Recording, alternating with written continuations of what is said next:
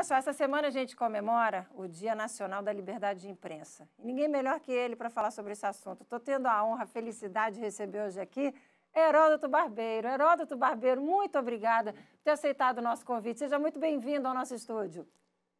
Márcia, eu que agradeço o seu convite, a sua gentileza. E olha, realmente é uma data muito importante para o nosso país e para o mundo de uma maneira geral, não é? Com certeza, Heródoto, 25 anos de carreira no jornalismo, mais 25 anos de carreira como professor, historiador.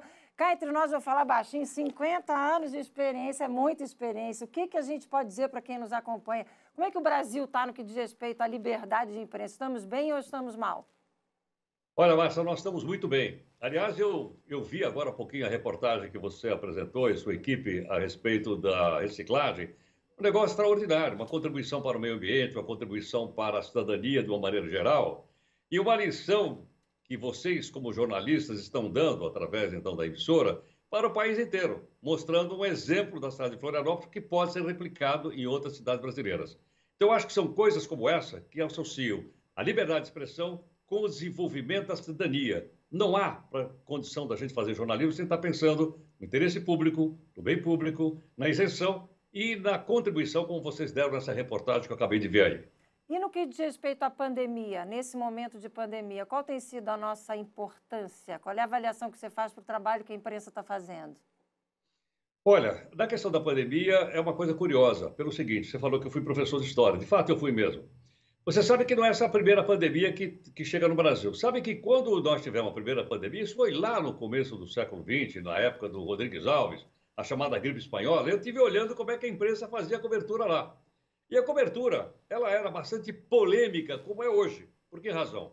De um lado, porque pessoas pensam diferente, e para isso é que serve a liberdade de expressão, a gente tem que entender que liberdade é a liberdade do próximo, e ao mesmo tempo porque quando é uma coisa nova, você divulga e depois as coisas vão se alterando ao correr do tempo.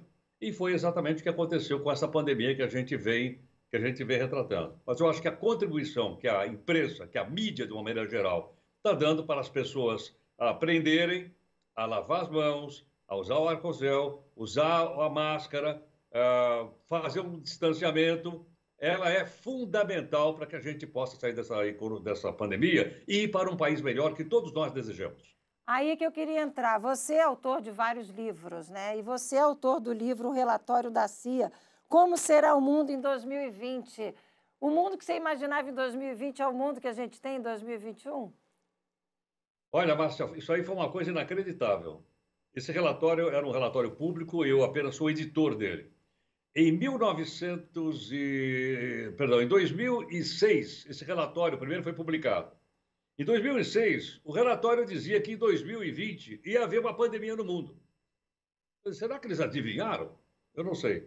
Mas como você sabe, a CIA, que é a Central de Inteligência Americana, é muito poderosa, tem muitos cientistas trabalhando para ela e eles não tiraram isso do nada. O fato é o seguinte, ou chute ou não, eles acertaram e hoje o mundo inteiro está vivendo essa questão da pandemia. Não é um problema só brasileiro, é um problema global. E mais, está desenvolvendo muito a indústria farmacêutica. Imagina o seguinte, nós somos 7 bilhões de pessoas no planeta Terra. Se cada um precisar de 2 doses, vai precisar, são 14 bilhões de dólares. Olha a quantidade de dinheiro que os grandes laboratórios mundiais vão ganhar vendendo vacina para o globo terrestre inteiro. Ô Heródoto, para quem está começando hoje na nossa profissão, o que você diria no que diz respeito ao respeito à nossa profissão, no combate à fake news, para que a gente tenha, de fato, liberdade de imprensa sempre? Você tocou no ponto central, que é essa questão da fake news. Eu acho que a fake news tem que ser combatida todo dia. A gente diz, ó, na medida que a unha cresce, a gente vai cortando. Eu acho que é exatamente fake news. Ou seja, nós, inclusive jornalistas, temos sempre que fazer uma pergunta para nós, quando a gente vê alguma coisa aí sendo divulgada. Será que é verdade? Antes de publicar, será que é verdade? Não vão publicar primeiro e depois, sabe, correr atrás para saber se aquilo é verdade ou não. Então, eu acho que os meios de comunicação que têm esse compromisso com a verdade, compromisso com a cidadania, antes de publicar alguma coisa, a gente checa para depois publicar. Eu acho que essa é uma forma da gente combater a fake news, ainda que, hoje, qualquer cidadão que tem um celular, ele pode também ajudar a espalhar. Então, vai um apelo aqui não só aos profissionais, nossos colegas, Márcio, mas também a todo cidadão que compartilha notícias no seu celular, e todo mundo faz isso, só compartilhar aquilo que realmente a gente entende como verdade. Se não, é melhor perguntar antes, será que isso é verdade? Heródoto, vou te convidar para acompanhar comigo uma notícia que o Lucas Leal, que é meu parceiro aqui no nosso SC no Ar, vai dividir com a gente agora. Presta atenção, por favor. Luquinhas, qual é a história inusitada da hora, por favor? Gente, grande honra dividir esse espaço. Márcia Dutra, Heródoto Barbeiro, grande referência para o jornalismo brasileiro. Vou contar uma história inusitada, gente. Vocês estavam falando agora da pandemia, como a pandemia revolucionou as formas de trabalho. Essa história aconteceu em Londres. A gente está acostumado agora que os repórteres estão trabalhando de casa, repórteres e apresentadores, a apresentar o jornal com a roupa de cima aparecendo, né? Da cintura para cima, eles estão vestidos a caráter. E o que será que tem embaixo? Olha só, o flagra que a gente traz agora, gente, no meio de um jornal ao vivo, é de um apresentador do BBC News que foi flagrado usando bermuda enquanto ele comandava um programa ao vivo. Só que ele estava no estúdio, gente, ele não estava em casa, não. Essas imagens viralizaram nas redes sociais nesta quinta-feira. O Shawn estava a caráter de apresentador, mas aí quando veio uma câmera lateral pelo lado dele, gente, foi possível notar a roupa casual do âncora. E aí ele apareceu nesse estilo meio despojado. Muita gente ficou comentando, né? Porque ele foi corajoso, de fato, de vestir uma bermuda para entrar no estúdio e apresentar o jornal. Agora vocês estavam comentando, é sempre bom a gente perguntar se é verdade ou se não é. Já ouvi histórias de que no Brasil isso às vezes pode acontecer. Heródoto, pode ajudar a responder? É verdade ou não é isso, gente? Ah, você tem dúvida que é verdade. Aliás, eu até queria dizer para você o seguinte: não é só jornalista que comete esse tipo de gafe. Recentemente, teve uma live envolvendo juízes e desembargadores e um deles estava de cueca. Você lembra disso ou não? Essa eu Todo não mundo viu, vi. pô. Paletó, gravatinha de cueca. Essa Ou eu seja, não vi. trabalhando em casa no home office. Atenção aí. Eu estou trabalhando também de home office, mas eu estou com o terno completo. Eu ia Eu ia dizer isso. perguntar mesmo, quero Pode saber se Ô, tá de Heródoto bermuda. Barbeiro, é verdade, né? Se eu te pedir para levantar, você pode levantar.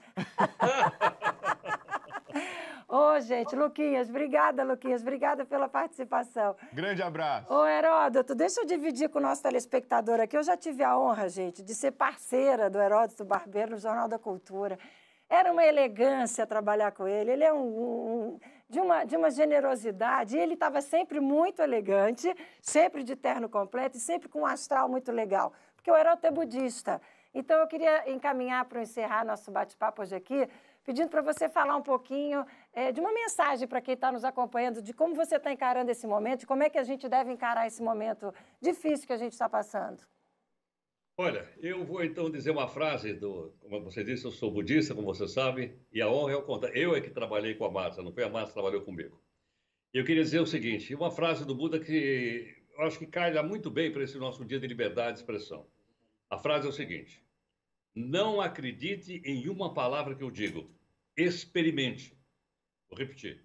Não acredite em nenhuma palavra do que eu digo, experimente. Essa é uma frase do Buda dizendo, olha, em vez de você ficar ouvindo o que eu estou dizendo, experimente, viva de uma maneira que você achar melhor. É isso a nossa mensagem, Márcia. É viver cada dia como se fosse único, né? Aproveitar cada momento, principalmente nesse momento tão difícil que a gente está vivendo, onde a morte está tão, infelizmente, tão perto da gente, né, Heródoto? Não dá para perder tempo, né? Não, não dá. Não dá, não.